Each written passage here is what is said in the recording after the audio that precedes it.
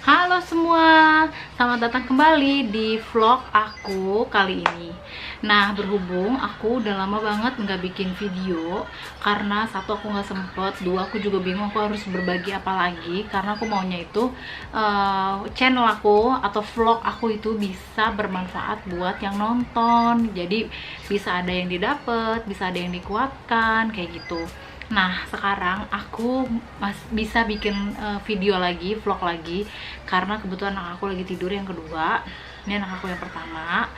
Dan aku tuh mau bahas tentang masih seputar jahitan sesar yang rembes dan juga blighted ovum. Kenapa? Karena ini masih banyak banget yang komen di vlog-vlog aku, di video-video aku itu, dua itu. Dan masih banyak pertanyaan, masih banyak cerita yang aku tuh banyak banget yang ke-skip ternyata gitu loh. Nah, semoga video aku kali ini bisa membantu kalian. Aku mau ceritain pengalaman kedua aku setelah sesar yang kemarin, yang kedua. Itu so far semuanya itu berjalan lancar. Dan berapa lama aku hamil lagi setelah aku dikuret kemarin, itu aku hamil lagi sekitar 11 bulan berikutnya setelah aku dikuret gitu.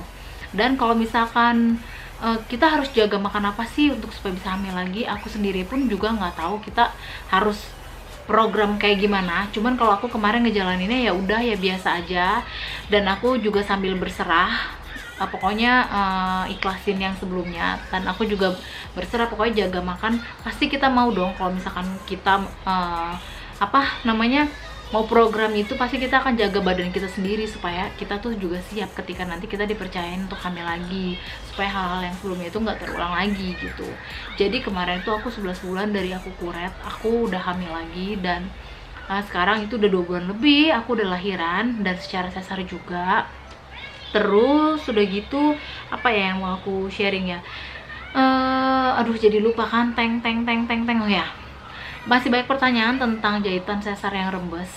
Kemarin pun aku itu secara sesar lahiran yang kedua, dan so far jahitan aku tuh sampai dengan saat ini tuh nggak ada masalah. Sampai dengan 40 hari mau 2 bulan kemarin tuh nggak ada masalah. Nggak ada masalah seperti yang sebelumnya ya, hamil anak pertama aku nih, yang ini nih, yang jahitan sesar aku rembes dan keringnya 1,5 bulan kemudian. Nah, ini untuk jahitan yang kedua, aku tuh merasa ya, nggak tahu ya sama atau enggak ya kalian yang udah punya anak dua dan sesar juga, perut aku di sesar yang kedua ini itu tuh kayak lebih kecil daripada waktu aku tuh setelah sesar yang pertama gitu loh. Jadi kayak kalau sesar yang pertama tuh kayak perut masih ngebebeng gede banget gitu kan, begitu hamil, begitu lahiran. Nah, kalau yang kedua ini tuh kayak perut aku tuh lebih kecil gitu, jadi nggak segede waktu setelah sesar yang pertama. Terus kedua, mungkin itu juga kali ya yang bikin ngaruh kenapa jahitan aku rembes, ya nggak sih, nggak tahu juga sih aku. Atau mungkin juga kata dokter kulit aku sensitif. Nah, ini juga yang mau aku bahas. Kayaknya bener kulit aku tuh sensitif sama benang jahitan. Kenapa? Karena di sesar yang kedua ini sebenarnya jahitan aku tuh nggak ada masalah, udah kering gitu kan. Pokoknya aku itu aku nggak mandi juga selama 3 minggu di sesar yang kedua kemarin. Setelah aku sure hati aku udah deh mandi gitu, baru aku mandi itu setelah 3 minggu, bener-bener 3 minggu aku baru mandi jebur-jebur. Selebihnya tuh aku cuma lap-lap karena aku takut jahitan aku tuh nasibnya sama nih kayak yang pertama. Ya amit-amit kan, jangan sampai kalau bisa ya. Terus udah nih semuanya aman, akhirnya semuanya aman. Aku pakein salep yang buat ngilangin bekasnya gitu, yang buat nyamarin, karena salep dari dokter udah. Ntar ya, anak aku bangun.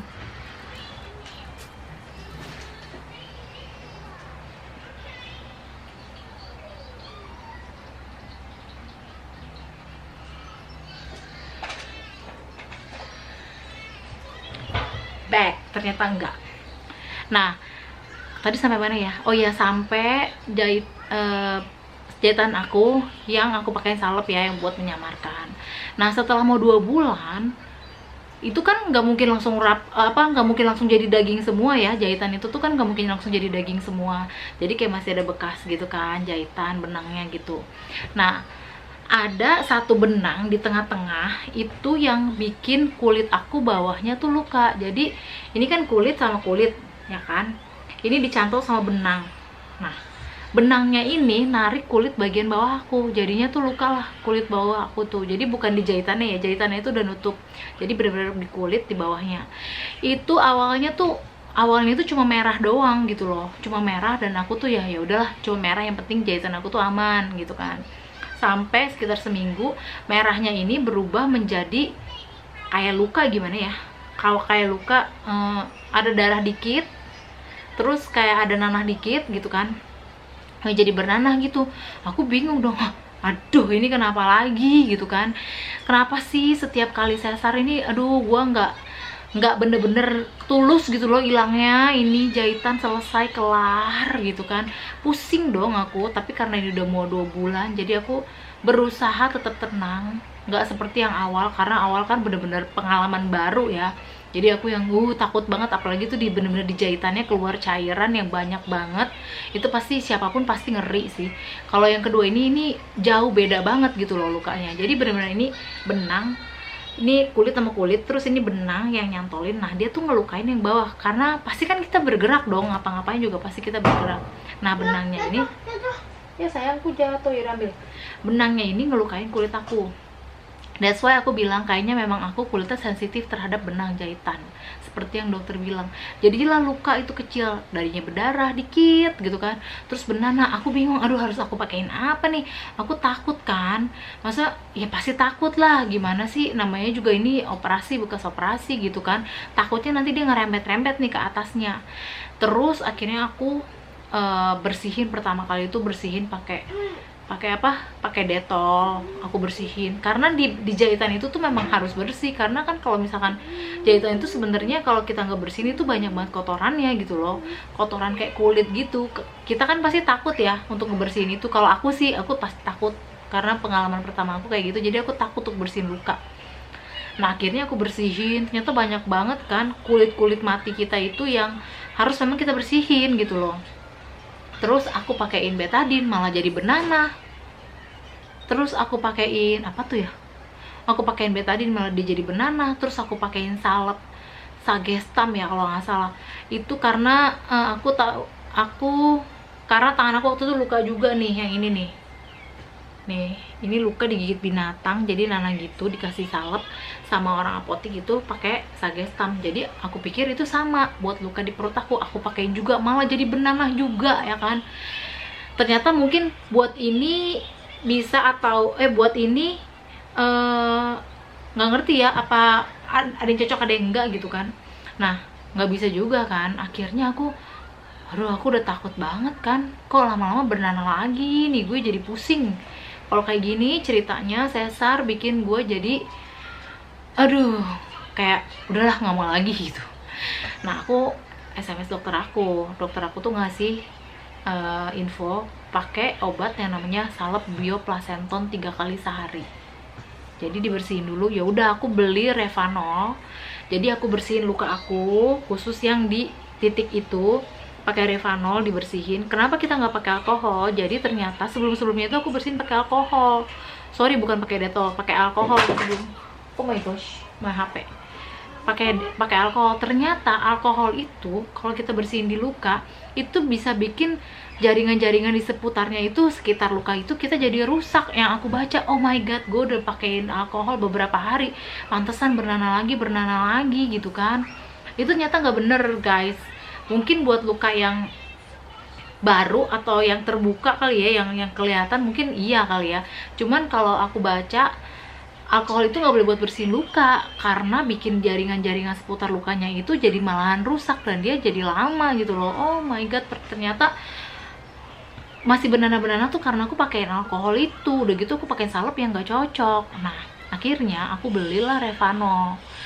Itu di rembesan jahitan aku di video aku yang sebelumnya itu aku bersihin juga pakai Revanol. Itu saran dari dokter harus bersihin pakai Revanol.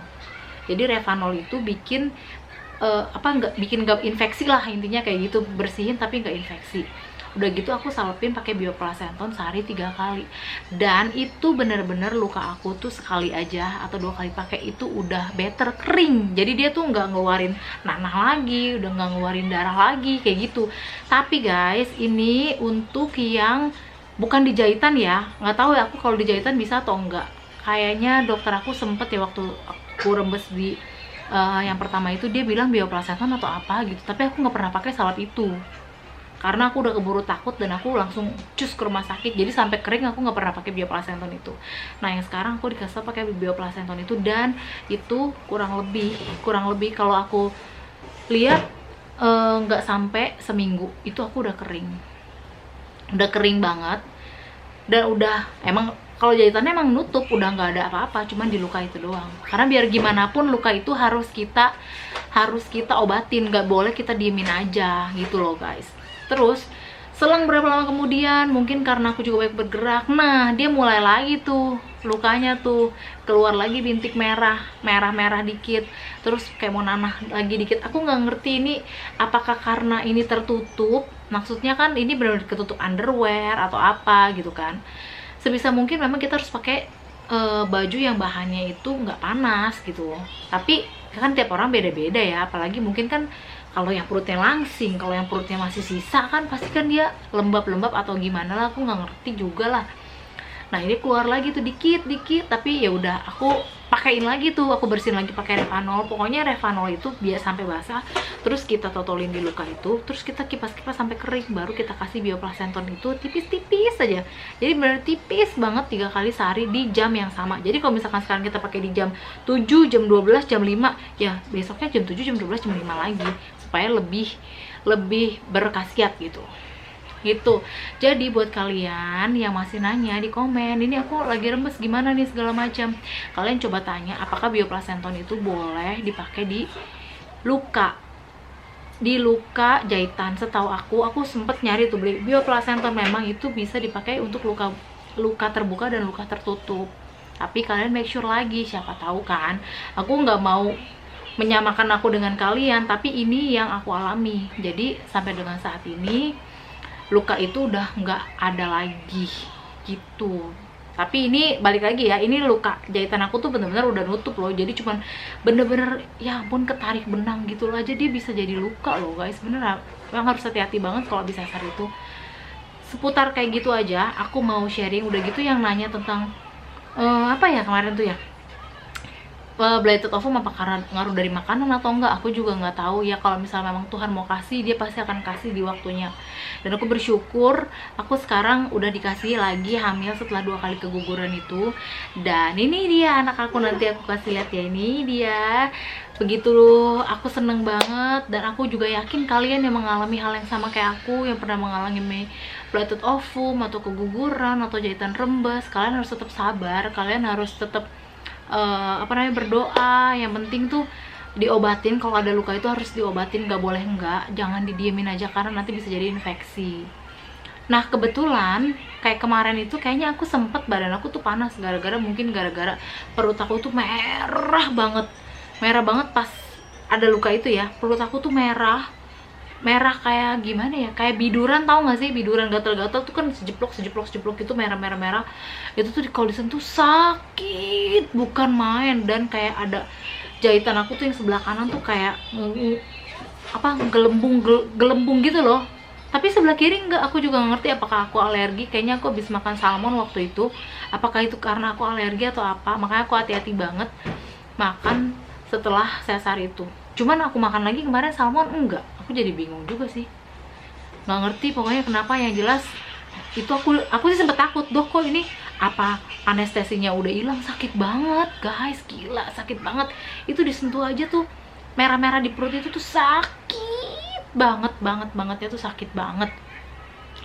Kayaknya sebelumnya aku pernah ngerasain, cuman aku nggak ngeh kalau itu tuh ternyata perut kita tuh merah banget, terus disentuh tuh sakit banget.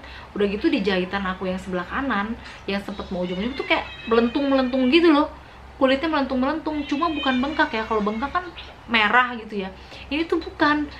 Jadi nggak ngerti aku juga apa ya, sakit sih enggak, tapi aku diemin 2 hari 3 hari itu dia hilang sampai dengan sekarang. Jadi aku asumsinya mungkin karena luka aku yang kecil itu, mungkin ya, karena seiring dengan luka itu sembuh, ini juga sembuh. Tapi aku berdoa sih, Tuhan, aku bertanya kan, Tuhan kenapa sih aku sesar 2 kali, jahitan aku 2 kali juga kayak gini. Terus kayak ada suara di dalam hati aku bilang,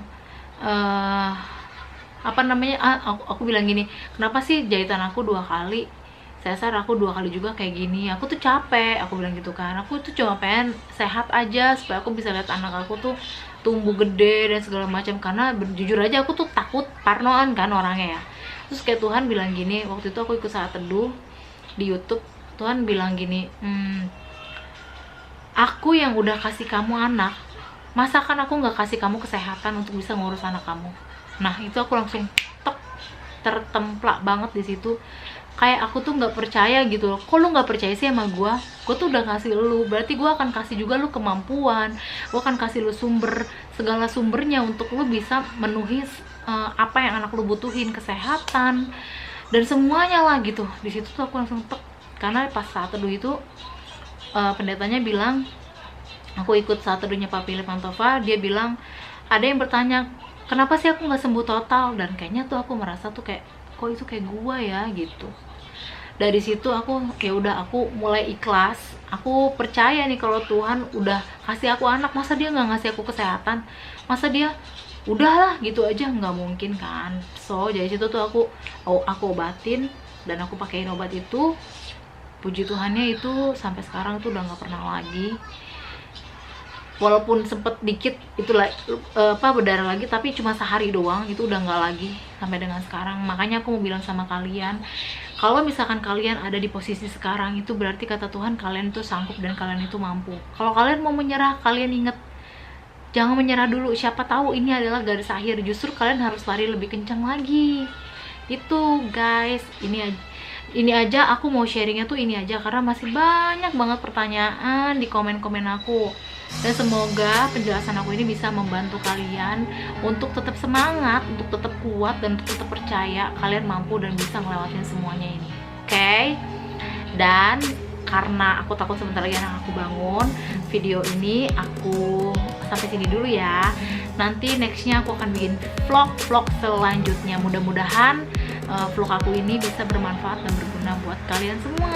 Bye. Thank you for watching.